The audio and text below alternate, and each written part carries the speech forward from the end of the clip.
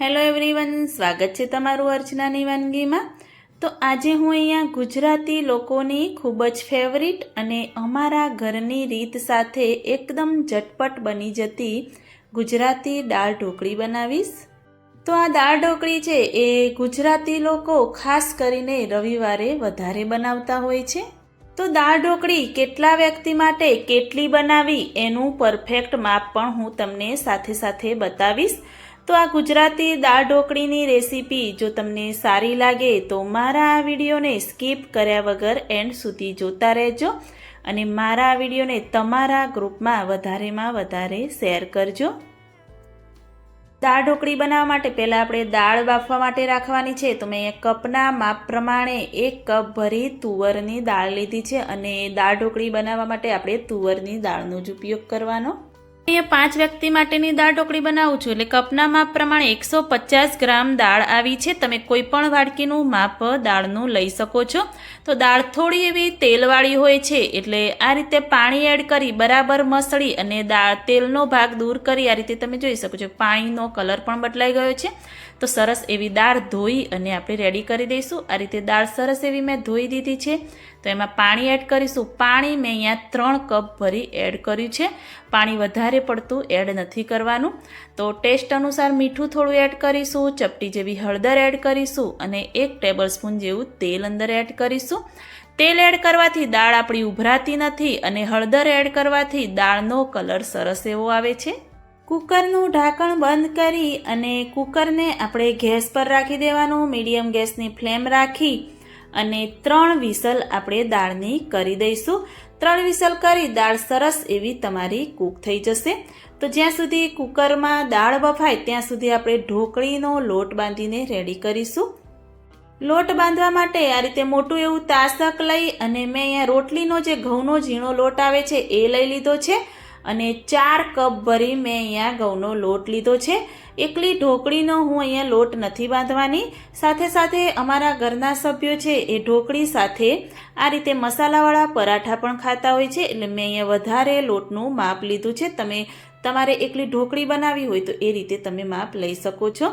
Test અનુસાર મીઠું add કરીશું, 2 ટેબલસ્પૂન ધાણા જીરું પાવડર આપણે એડ કરીશું અને 1 ટેબલસ્પૂન લાલ મરચું પાવડર અંદર એડ કરી દઈશું।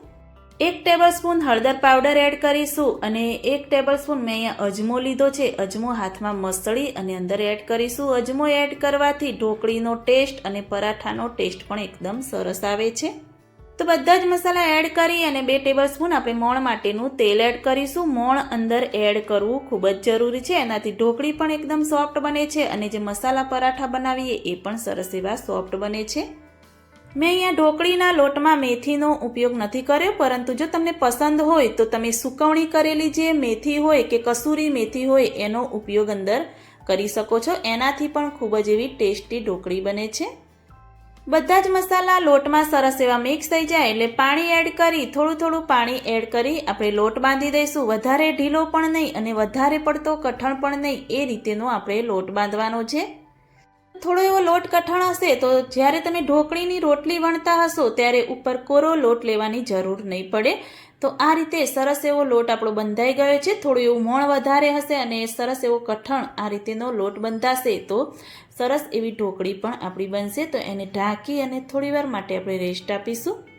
તો હવે આપણે દાળ ચેક કરી લઈશું। તો મેં 3 વિસલ કરી હતી તો તમે જોઈ શકો છો કે દાળનો કલર પણ સરસ આવે છે અને દાળ પણ સરસ એવી આ રીતે બફાઈને રેડી થઈ ગઈ છે। તો હવે આ દાળને હું અહીંયા બ્લેન્ડર વડે સરસ એવી ક્રશ કરી દઈશ। તમે ઝેરણી વડે પણ ક્રશ કરી શકો છો।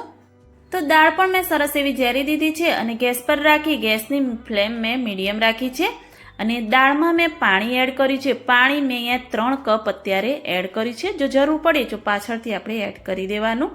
એક નાનું મીડિયમ સાઇઝનું ટામેટું ઝીણું એવું સમારીને આપણે અંદર એડ કરી દેવાનું। 2 લીલા મરચાં ઝીણા એવા સમારીને આ રીતે અંદર એડ કરી દેવાના। જેવું તીખું જોઈએ એ રીતે એડ કરી દેવાનું।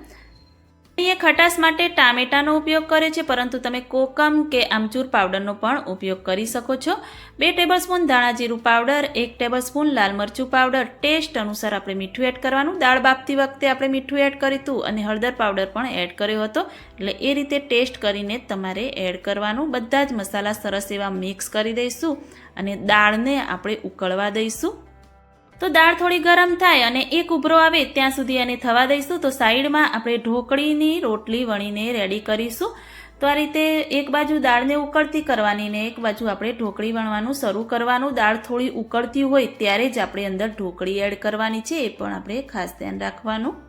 તો આ રીતે જે પાટલી છે કે ઓરસિયો છે એના માપનો હું અહીંયા રોટલો વણી અને ઢોકળીનો તૈયાર કરીશ. તમારે જે રીતેનો મોટી કે નાની સાઈઝનો કરવો હોય એ રીતે તમે કરી શકો છો. તો તમે જોઈ શકો છો મેં વણીને રેડી કર્યો છે અને વધારે જાડો પણ નહીં અને વધારે પતલો પણ નહીં, એ રીતેનો તમારે વણવાનો. તો હવે એને આપણે કટ કરીશું. હું અહીંયા નાની નાની ઢોકળી કટ કરીને રેડી કરીશું. તમારે જે મોટી કરવી હોય તો મોટી પણ તમે કરી શકો છો.